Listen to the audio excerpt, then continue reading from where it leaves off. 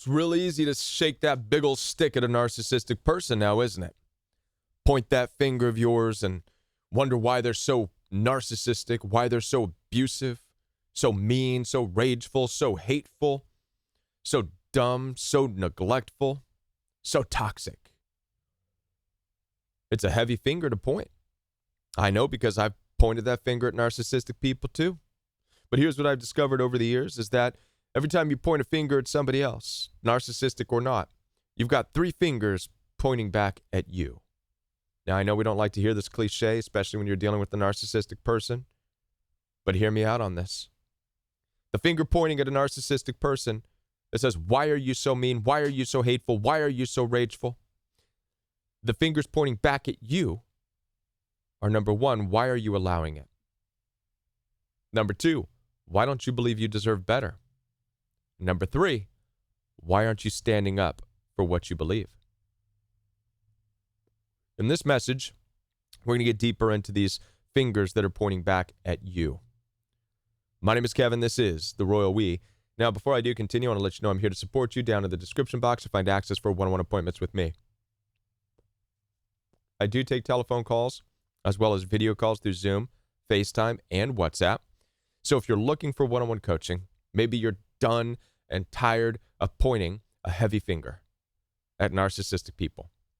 You want to know what your part in this is and how to change your mindset and get out of your role in that toxic relationship. Head on down there, schedule that time with me. I'd love to work with you. In addition to one-on-one coaching, I also have a coaching program. My coaching program is live and in person each and every day. We have a group support on a daily basis that's live. Every Tuesday night is fellowship, where we open up the Bible and see what God's word has to say about navigating a very narcissistic society in this day and age. Also, every Thursday night is Backstage Pass, where I give you all the inside information about being a coach. Now, let's get into this topic of the 3 fingers pointing back at you. It's taken me a while to get this video out, because the last thing I want to hear is people say, you're victim shaming. I'm not victim shaming. I've been a victim. We all have, if you're here watching this video. And there is no greater victim or lesser victim when it comes to being victimized by abusive people.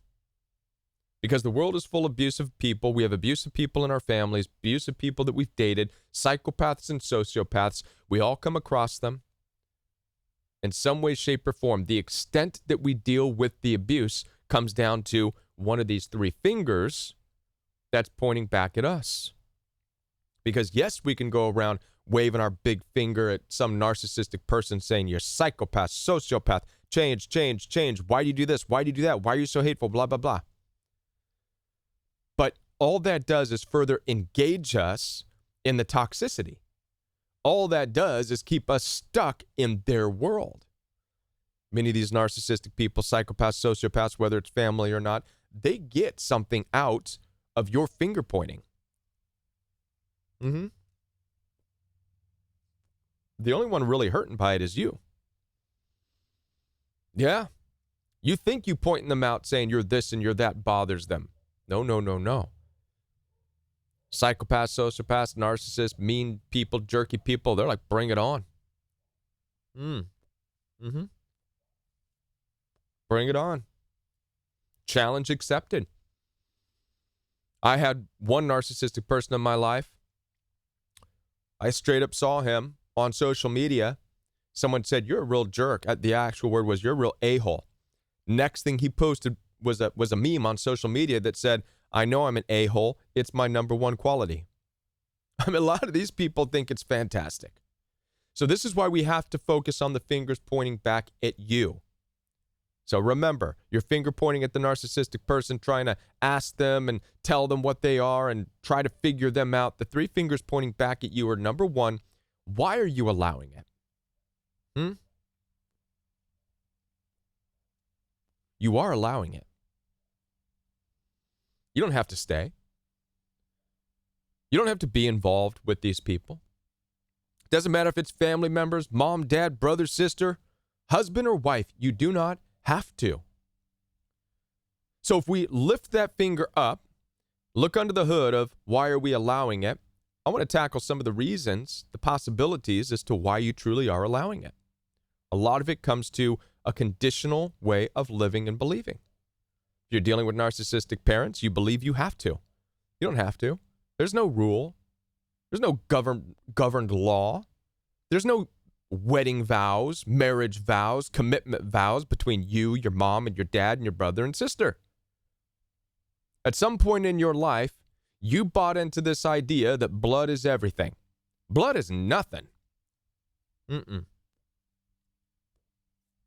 nothing. Sure, it contributed to maybe the color of your hair, color of your eyes, texture of your skin. That's the extent of it. There's no mysticism behind blood, folks. It's a fluid and liquid that pushes your DNA around. And in this DNA, you have strands of hair color that match your mom and dad. That's the extent of your togetherness. Your mom didn't make you, your dad didn't make you. We have to stop believing that parents make kids. They don't. Parents don't make kids. If a child gets broken, a parent couldn't fix it. What type of creator can't fix what is broken? Right? Parents conceive kids. Mothers conceive their children. That's different. Something else makes and creates the child.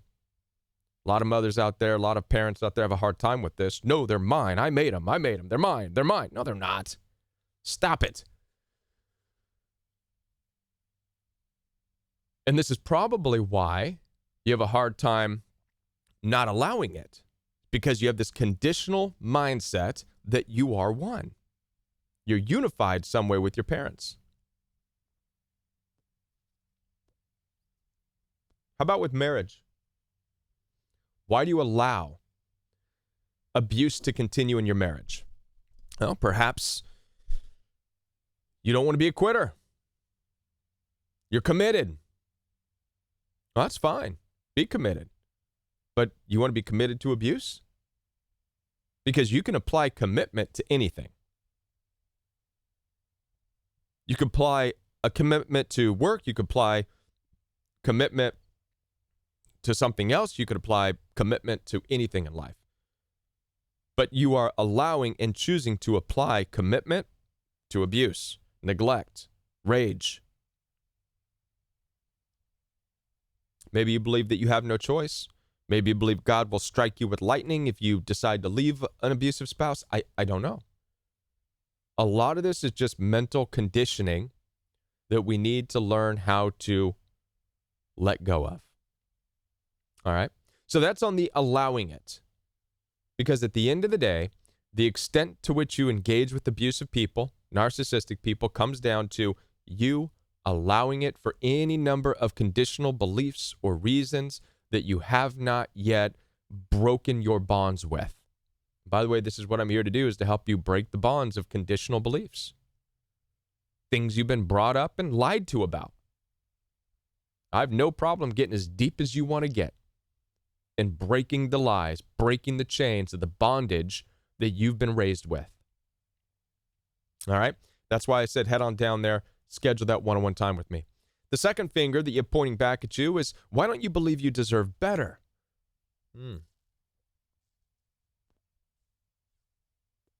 This is a rough one. Perhaps you've never been taught that you deserve better. Perhaps you were brought up looking at abuse, being involved in neglect, being neglected all of your life. Maybe you don't know any better. So it's hard for you to want better, want to choose better when you've never seen better. Maybe you don't know what better even looks like. But I'll tell you what, it's worth the risk to at least know that this is not good. The abuse you're experiencing is not good, and you deserve better, even if you don't know what better looks like. At least you know what it's not. Start there. Pivot those feet, make a shift, make a turn, and strive for something else, even into the unknown, even if you don't know what better looks like, even if you have no clue as to what better even is. At least you're going away from what you know you don't deserve.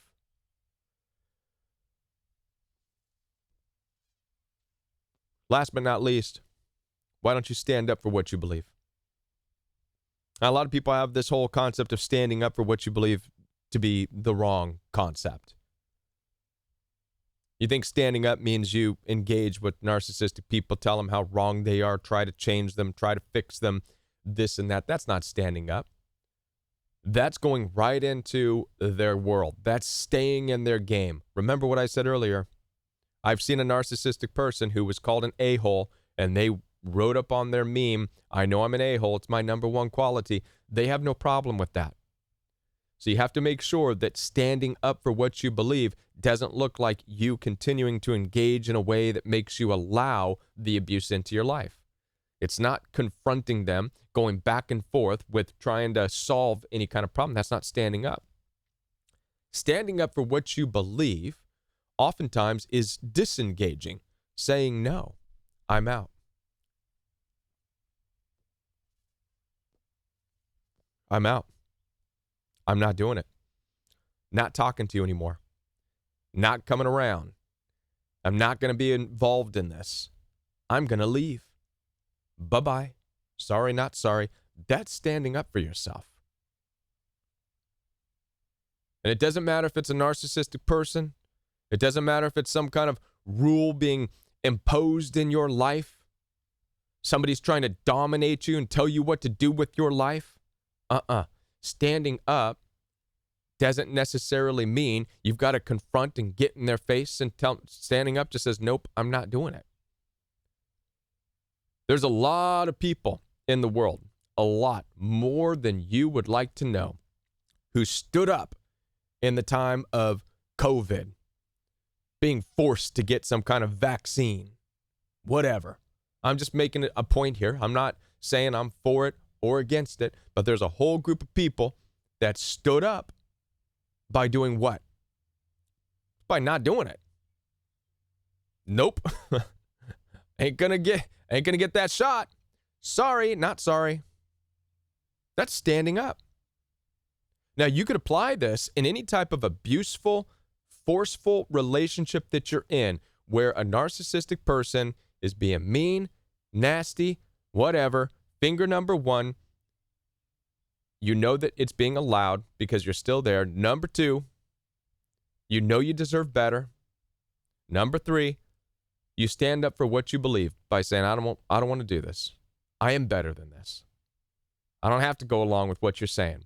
I don't have to enter into your lame-o arguments anymore. I'm done. I'm out. Peace be with you, brother, sister, husband, wife, mom, dad. Peace be with you. I'm gone. That's standing up. Listen, I know that this is a difficult message for some. Nobody likes the idea that we have to take responsibility for ourselves and what we can control. Oftentimes, we're stuck thinking that we have to be involved with people, meaning we don't have responsibility over ourselves. But I assure you, we do. As I said before, I'm here to support you. Down in the description box, you'll find access for one-on-one appointments with me. Telephone calls are available. Zoom, FaceTime, and WhatsApp video calls are also available. In addition to that, I do have a coaching program. It's live every day for support. Tuesday nights, fellowship. Thursday nights, backstage pass. Head on down there. Get enrolled right now. I'd love to see you in class. I'll be back with more videos for you right here on the Royal We. Before I do leave, if you're brand new to the channel, hit the like button and subscribe to this channel so you don't miss any future videos. Hit the bell notification too, because if you don't, you're just going to get Ramani videos, which is fantastic. I love Ramani and Carter. Everybody is doing a great thing here. But hit the bell notification so that you don't miss any future videos. I'll be back with more right here on the Royal We. Check out one of these videos here before we go.